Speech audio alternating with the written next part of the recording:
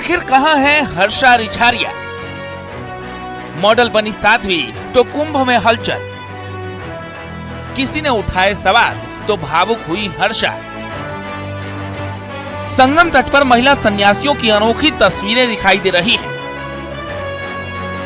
अखाड़ों के प्रवेश से लेकर अमृत स्नान तक कई ऐसी तस्वीरें सामने आई हैं जो इस महाकुंभ के दौरान चर्चा में रही।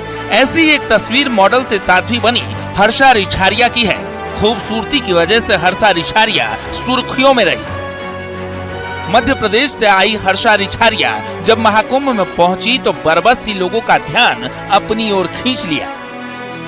संगम किनारे सोशल मीडिया में हर्षा के नाम की चर्चा होने लगी और साधु संतों का रिएक्शन भी सामने आया, लेकिन हर्षा ने सब कुछ नजरअंदाज किया और चर्चा में बनी रही। लास्ट 5 सालों से मैं थोड़ा सा टर्न मार रही थी, उस लाइफ को साइड थोड़ा कर रही थी, इस लाइफ की तरफ टर्न थोड़ा कर रही थी। बट लास्ट 2 साल में आई थिंक लाइफ बहुत ज्यादा डाइवर्ट हुई है। मैं बहुत ज्यादा शिव की भक्ति में रम गई हूँ। फिर मुझे मेरे गुरुदेव का भी सानिध्य मिला और उनके सानिध्य के साथ फिर मुझे लगता है कि मैं और ज्यादा जो मेरे माइंड में क्वेश्चंस थे, जो एक होता है ना कि हम नॉर्मल पर्सन है, हम एक साधारण मनुष्य है, हमारे दिमाग में बहुत सारे सवाल रहते हैं, बहुत सारी चीजें हम जानना चाहते हैं, एक उत्सुकता रहती है। वो कहीं ना कहीं धीरे धीरे गुरुदेव ने मुझे बहुत सारी चीजें सिखाई है, समझाई है, मेरे सवालों को शांत किया है। हर्षा रिछारिया के भगवा धारण करने के बाद उनके घर वालों की प्रतिक्रिया भी सामने आई। माता पिता ने खुलासा किया कि आखिर क्यों हर्षा रिछारिया घर से दूर चली गई है और क्या है उसकी असली वजह।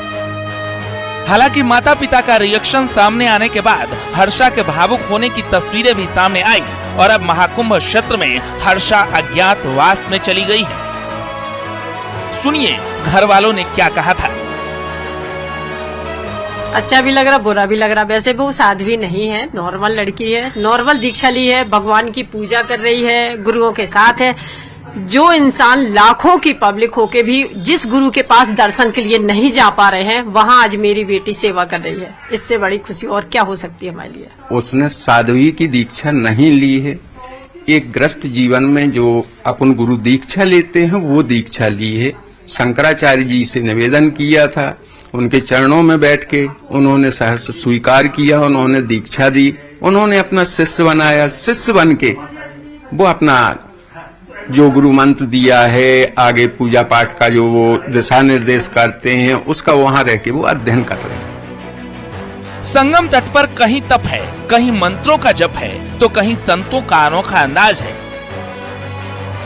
ऐसे में जब बात महिला संतों की आती है तो फिर चर्चा हर्षा रिछारिया के नाम की भी होती है। सोशल मीडिया पर लोगों ने सबसे ज्यादा सुंदर साध्वी की संज्ञा दी तो कैमरे भी उनको तलाशते रहे। बहरहाल महाकुंभ में हर्षा रिछारिया की चर्चा खूब रही और अब लोग पूछ रहे हैं कि आखिर वो कहां है। Bureau report, news 18।